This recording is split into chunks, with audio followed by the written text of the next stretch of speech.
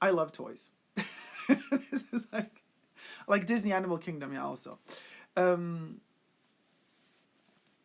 Toys, right? So, I mean, we're talking, this is something interesting. I'm going to let you know, guys, now. And it's not out yet officially, but I've been doing some research and I'm so excited about this because what can we do?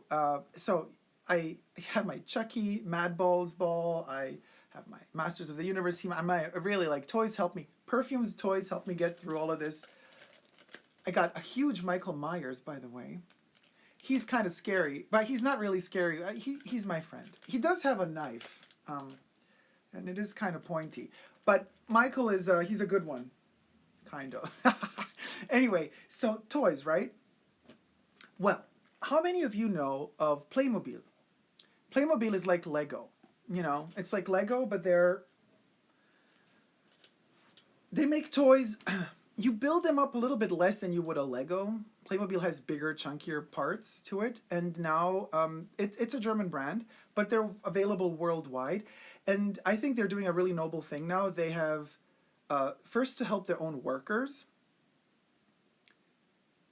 Mind you, first thing, Playmobil is one of those few brands that did not, let's say over 90% of their production happens within Germany. So they don't produce in China and then import. A lot of their things are made in Germany. So they have all these raw materials already. So to help their workers out of the plastics that they use to create plastic toys, which is what they're famous for, they actually made masks for their workers. And these masks, mind you, they're masks that protect you from not getting others infected. They're not producing these medical high-tech masks that prevent you from getting the virus. It's the other way around. It's the being conscious, and it's the being conscious towards others and covering yourself up. Because this is the thing. If we keep thinking only about ourselves and preserving and helping ourselves, then we're never going to really survive. If everybody wears a mask to not get others infected, and everybody's wearing that mask, then they function. Then they really work also as a safeguard for you too. If everybody wears that paper mask, whatever it is, then it works. But if only 2 people wear it and the other 10 in the space don't wear it, then it doesn't work. But anyway, what I wanted to say is, so they first made these plastic masks. I'm going to show them to you. I have a photo here. For their workers. And the idea was so brilliant and super cute, by the way, that they kind of expanded it. And they're making it available for sale internationally pretty soon. I'm so excited about this because they're only going to be like $5. And one of these dollars, so $4 actually, and well, it depends, euro, dollar, I don't know how much they're going to cost in dollars, but for every mask sold, like €1 goes for this coronavirus health charity, blah, blah, blah. And look how cute. So this is the mask, and you basically, the idea is that you put regular tissues, you know, Kleenex tissues that you can buy in separate packages. In America, you can't really find them that easily though, because you get a Kleenex in a big box there. But you could use the Kleenex from the big box. You fold it into a square, you press it into a square, and then you put it in there. And then with this seal, you lock it in place. You see, make a little square. And so you take off that napkin. Every time you're done, you come back home, you take it out, you throw it away, and you disinfect this plastic seal. And look how cute, they have a little Playmobil face, smiley face on the mouth part there. You see it? The Playmobil smiley face, it's adorable. I don't know, guys, if you can see it. But anyway, so, and the idea is that, you know, it's cute, it's friendly, so if everybody's wearing them, then they actually work. So I'm really excited about this, also to be able to share it with you because, as I said, they will become internationally available pretty soon. So keep an eye out on them. I do hope that they won't sell out immediately. I mean, they're probably going to sell out immediately. So just keep refreshing your Playmobil website. For every country has its own Playmobil website. So Italy has its own. America has its own. Great Britain has its own.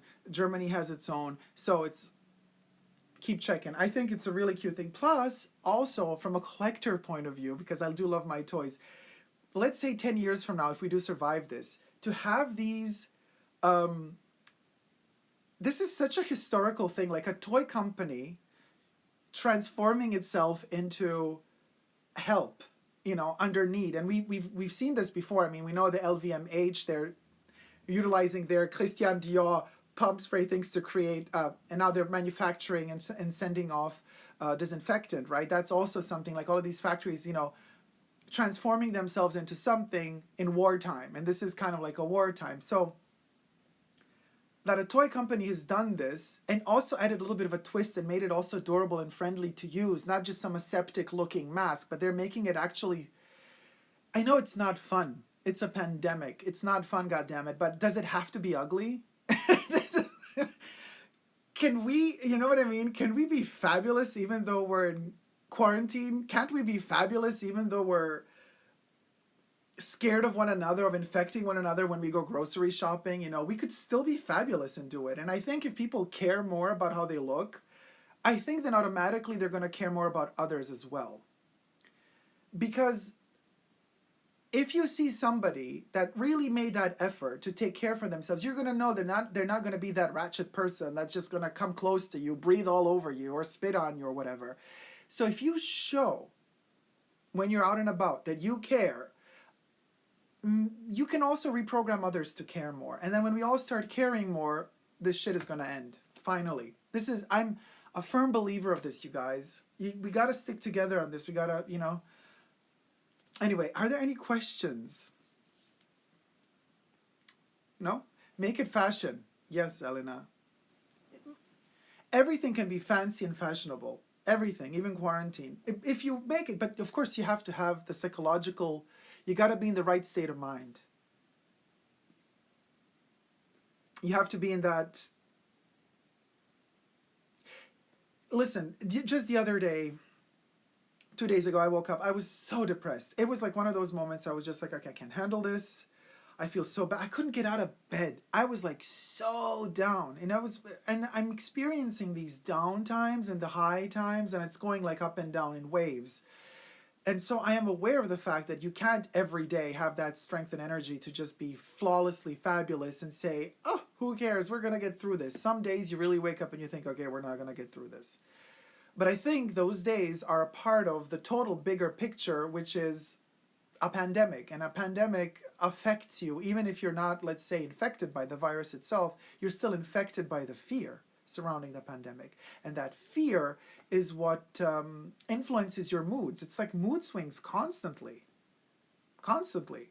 And you can't always be, strong for that. But as for me, in my small world, and within my social media context, the communications that I have and the interactions that I have with you guys, I do feel responsible in many ways, because I think to myself, okay, well, what can I do? I mean, I'm not a health person. I can't work in a hospital because I don't know how to do any of that stuff. I wouldn't know how to work a respirator. I wouldn't know how to really disinfect properly a bed of a patient. Like, I don't know how I could, I could carry stuff. I could, unload trucks. I could carry food and stuff like that. But I'm not a medical professional, so I know I'm an entertainer. So all I can do, and that's why I've been posting more lately, is because, well, okay, at least like for my people, I would just want to be there. And kind of whenever I recharge my energies and I'm in the right state of mind, then immediately I share it with you guys. Because I think if I do have the positive energy, if I have enough of it for myself, then I should definitely give it out to others, because others are needing it right now. I mean, we're all needing it right now. So I'm thinking, well, how can I contribute? It's just being present, being there with you guys. I think that's the best I can do. And as I'm saying this, the view count is drastically falling. So, well, there you have it. The paradox of life. Nobody cares. You know what I mean? This is like so typical. Again, I always forget his name. This one philosopher, he said, if you don't have people listening, stop talking. Maybe I should.